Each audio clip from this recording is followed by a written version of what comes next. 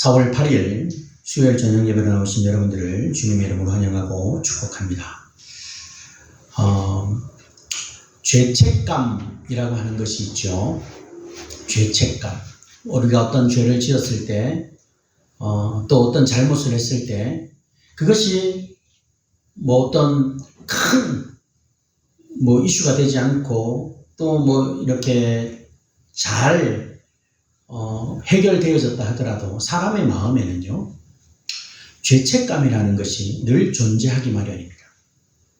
그런데 이 죄책감이라고 하는 것이 이 의미가 뭐냐? 사전적 의미를 보니까 저지른 잘못에 대하여 책임을 느끼는 마음, 이렇게 기록되어져 있습니다. 죄책감은 긍정적인 측면으로 이어지기도 합니다. 죄책감 때문에 행동을 조심하기도 하고요. 또한 자기 때문에 피해본 당사자에게 보상을 해주려고 하는 그런 마음을 갖게 하기도 한다는 것이죠. 그렇지만은 죄책감이 가지는 부정적 측면은 더 큰 것 같습니다. 특히나 지나치게 큰 죄책감 때문에 당사자에게 용서를 받아도 진정한 자유와 행복을 누리지 못하며 살아가는 그러한 사람들도 있다는 것이죠. 요셉의 아버지 야곱이 죽은 이후에 이제 요셉의 형들이 지금 그런 죄책감 속에서 빠져나오지 못하고 그들에게 주어진 자유와 행복을 누리지 못하여 두려워하는 그런 모습을 오늘 우리는 말씀을 통해 보게 됩니다. 그러면 오늘 말씀을 죄책감의 측면에서 한번 이렇게 살펴볼 때 우리가 가지고 있는 이 죄책감을 우리는 어떻게 해결할 수 있을까? 이 죄책감으로부터 우리는 어떻게 자유함을 누릴 수 있을까? 그에 대한 성경적 가르침을 오늘 말씀을 통해 우리가 살펴보고 우리 안에 있는 죄책감으로부터 자유함을 얻고 하나님이 주시는 참된 복을 누리며 살아가는 그런 시간이 되기를 소망합니다. 먼저 오늘 본문 15절에 보면요, 요셉의 형제들은 그의 아버지가 죽은 이후에 어떤 생각에 어떤 염려에 빠졌는가? 본문에 보니까 뭐라 합니까? 요셉이 혹시 우리를 미워하여서 우리가 그에게 행한 모든 악을 다 갚지는 아니할까? 이런 염려 속에 두려워하고 있습니다.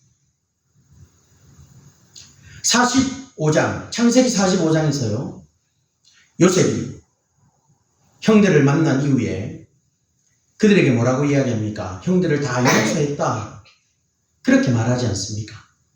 그런데요, 형들이 가졌던 그 염려를 보면요, 형들은 요셉이 자신들을 다 용서했다는 것을 믿지 못했던 것 같습니다.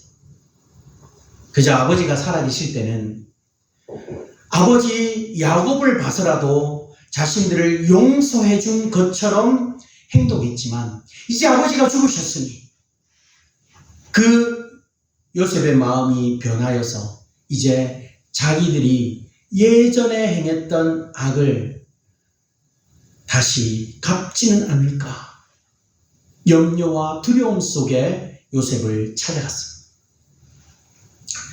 요셉의 형들이 양식을 사러 애굽에 갔을 때 그들은 영문도 모르고 애굽의 옥에 갇히게 되었죠. 그래서 그들은요, 우리가 아우의 일로 말미암아 범죄하였도다. 그가 우리에게 애걸할 때에 그의 마음의 괴로움을 보고도 듣지 아니하였으므로 이 괴로움이 우리에게도 임했다. 그렇게 창세기 42장에서 이 형들은 감옥 안에서 그렇게 고백을 하고 있었다. 왜 그렇게 말을 했을까요? 바로 그들의 마음에 뭐가 있었기 때문에 죄책감이라는 것이 있었기 때문에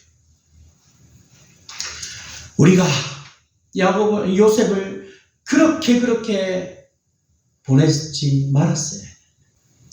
야곱에게 행했던 그 죄 때문에 우리가 지금 이런 고초를 당합니다. 드러내지 않고 살았지만, 표현하지 않고 살았지만, 이 형들의 마음에는요, 동생 요셉을 그렇게 만들었던 그 죄책감 속에 헤어나오지 못하고 살아왔다라는 것을 우리는 알 수 있다.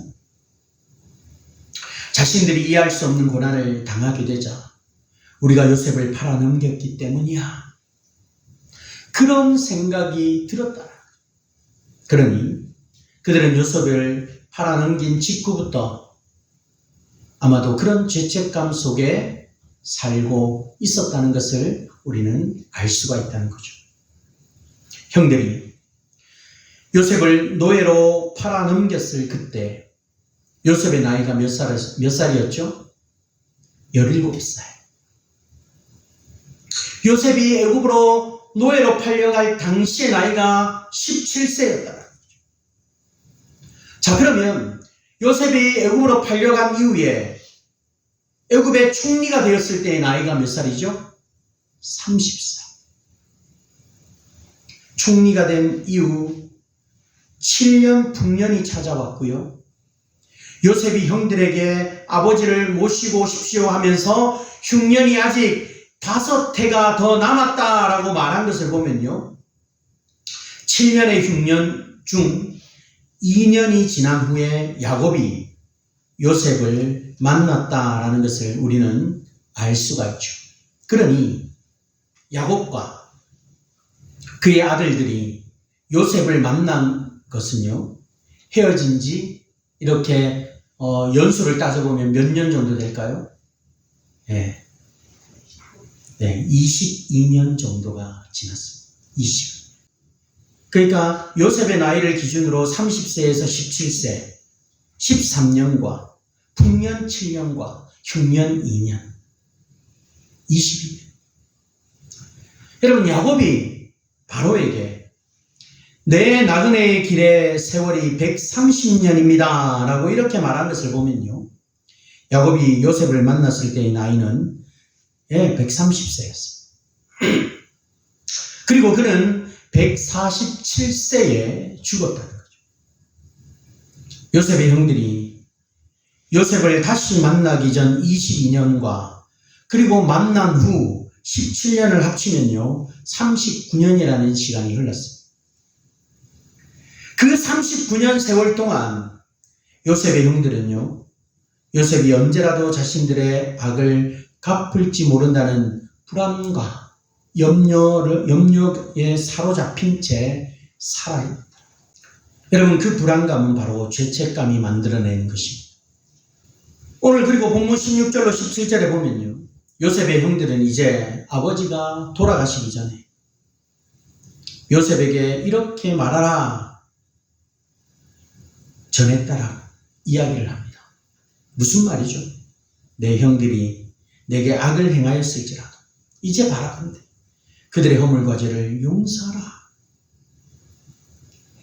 이 형들이 요셉에게 찾아가서 아버지가 살아계실 때 너에게 전하라고 하면서 우리에게 이런 말을 남겼어 라고 이야기하고 있는 거예요.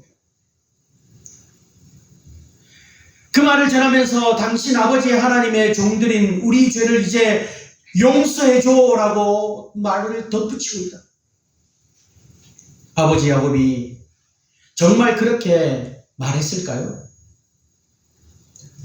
성경에 기록되어져 있지는 않지만 확실할 수는 없지만 아마도 그러지는 않았을 거라 생각합니다. 이 말 역시 형들이 두려움과 죄책감에 사로잡혀 없는 말을 만들어서 그렇게 했을 수 있다.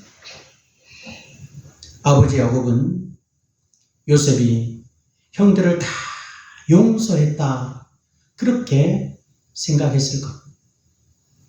그러지 않았다고 한다면 아마도요 야곱은요 요셉을 불러서 직접 요셉에게 얘야 너의 형들이 너에게 행한 것들 다 용서해줘라 그렇게 말하지 않았을까? 근데 지금 형들은요, 요셉이 자신들의 악을 갚을까봐 염려가 되어서 거짓말을 하고 있는 것으로 볼 수 있습니다. 이것은 한편으로 형들이 그만큼 두려움에 사로잡혀 있다, 그것을 보여주고 있는. 그리고 그 두려움은요, 바로 죄책감 때문에 빚어진 것입니다.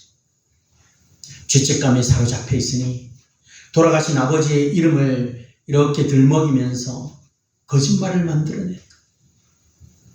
이것이 죄책감의 무서운 이유라는 거죠. 여러분, 우리도 한 번쯤 그런 경험들을 해보지 않았습니까? 내가 뭔가 잘못했으면 그 잘못을 그대로 인정하고 이야기하면 되는데, 그것에서 좀 벗어나 보려고 없는 말을 만들어서 막 이렇게 이야기하는 거예요. 여러분, 죄책감에 사로잡혀 요셉이 자신들의 악을 갚을까봐 두려워하는 형들이었다. 그동안 그들이 요셉을 볼 때마다 어떤 마음이었을까요? 어떤 생각이 들었을까요? 요셉을 볼 때마다 두렵고 떨리지 않았겠습니까? 요셉을 만나면 웃으면서 식사도 같이 하고 했겠지만은, 어쩌면 그들의 웃음 이면에는요, 두려움에 사로잡혀 있었을 거예요. 그 두려움이 아버지가 죽고 나자 지금 이런 식으로 나타나고 있다. 이처럼 죄책감은 두려움을 만들어내고, 그 두려움은 거짓말까지 하게 만든다. 우리에게도 혹 이런 죄책감이 있다면 반드시 그 죄책감에서 우리는 벗어나야 해요. 형들이 전한 말을 들은 요셉은요, 어떤 반응을 보입니까? 오늘 본문 17절 제일 마지막에 보면 요셉이 그들이 그에게 하는 말을 들을 때에 울었다. 요셉이 흘린 눈물의 의미는 무엇이겠습니까? 그는 왜 울었을까요? 형들이 그 오랜 세월 동안 그들을 용서해 준 자신의 진심을 몰라준 것으로 인하여 가슴이 아팠을까요? 뭐 그럴 수도 있죠. 또는 죄책감으로 인한 두려움에 사로잡힌 형들이 너무도 불쌍해 보였기 때문일 수도 있습니다. 어찌됐든 죄책감에 사로잡힌 형들로 인해서 요셉의 마음은 너무 아팠다. 이러한 요셉의 마음은요, 하나님의 마음을 보여줍니다. 히브리서에서 이런 말씀이 있습니다. 히브리서 8장 12절에 내가 그들의 불의를 긍휼히 여기고 그들의 죄를 다시 기억하지 아니하리라 하셨느니라. 우리가 진심을 다해서 우리의 죄를 뉘우치고 회개하면요, 하나님은 우리의 죄를 용서해 주실 뿐만 아니라 다시는 기억하지도 아니하시겠다고 말씀하셨습니다. 그런데 우리가 진심으로 회개한 후에도 여전히 죄책감에 사로잡혀 산다고 한다면 그것은 하나님의 마음을 아프게 하는 것이 될 거라는 거죠. 우리가 지은 모든 죄에 대해서 우리는 진심으로 뉘우치고 회개해야 합니다. 그리고 하나님이 나의 모든 죄를 용서해 주셨다는 사실 또한 믿어야 합니다. 그뿐 아니라 다시는 죄를 범하지 않고 살아갈 것을 다짐해야 하고, 내가 예전에 지었던 그 죄로 인해 겸허한 자세를 가지고 살아가야 합니다. 죄책감에 사로잡혀 사는 것은 겸손이 아니라 하나님의 마음을 아프게 하는 것임을 잊지 말아요. 우리가 죄를 지었었더라, 그것을 진정으로 회개했다면 이미 우리의 죄는 다 용서받은 거예요. 그러니 더 이상 죄책감에 사로잡힐 필요가 없다는 거예요. 그런데 죄 용서해 주시는 하나님을 우리가 알면서도 여전히 그것 때문에 우리가 전전긍긍하고 살아간다면 우리는 우리의 죄를 용서해 주시는 예수님의 십자가의 보혈로 말미암아 우리 죄가 용서되었다는 것을 머리만 알 뿐 가슴으로, 마음으로는 믿지 못하고 있는 것이나 다름없다. 이제 요셉은요, 형들에게 그렇게 이야기하고 나서 무엇이라고 또 하고 있을까요? 오늘 본문 18절에 요셉의 형들은 요셉의 앞에 엎드립니다. 그리고 요셉에게 이렇게 말하죠. 우리는 당신의 종입니다. 왜 형들은요 그런 자세를 취했을까? 혹시라도 요셉이 자신들에게 안갚음할지도 모른다는 염려가 있었기 때문이에요. 그러기에 그들은 이처럼 비굴한 자세로 요셉에게 지금 생명을 구걸하고 있다. 이건 역시 죄책감에서 비롯된 두려움입니다. 죄책감이라는 것이 사람을 얼마나 구차하게 만들 수 있는가를 보여주고 있어요. 그러기에 우리는요, 이 죄책감의 문제를 반드시 해결해야 합니다. 자기 앞에 무릎을 꿇고 있는 형들의 모습을 본 요셉은 이제 어떤 행동을 취할까요? 본문 19절로 21절에서 요셉이 형들에게 말한 것은 첫 만남, 창세기 45장에서 자기 자신의 정체를 형들에게 처음 드러냈던 그때 한 말과 거의 차이가 없습니다. 뭐라고 이야기하죠? 당신들은 나를 헤아려 하였으나 하나님은 그것을 선으로 바꾸사 오늘과 같이 많은 백성의 생명을 구원하게 하시려 하셨다. 그렇기 때문에 두려워하지 마십시오. 요셉이 형들과 그 자녀들을 책임지겠다. 그렇게 말하고 있습니다. 한편으로는 요셉이 대단하다라는 생각을 합니다. 요셉이 형들에게 처음 자신의 정체를 드러냈을 때 한 말은 하나도 거짓이나 과장됨이 없었습니다. 요셉의 진심이었다. 요셉은 그 마음을 처음부터 끝까지 유지하고 있었습니다. 그럼에도 불구하고 형들은 요셉을 신뢰하지 못했고 두려워했다. 이것 역시 죄책감이 가져온 결과이죠. 죄책감은 자신을 용서하는 상대방의 진심을 믿지 못하게 합니다. 자기 생각에 사로잡혀 상대방의 호의를 왜곡합니다.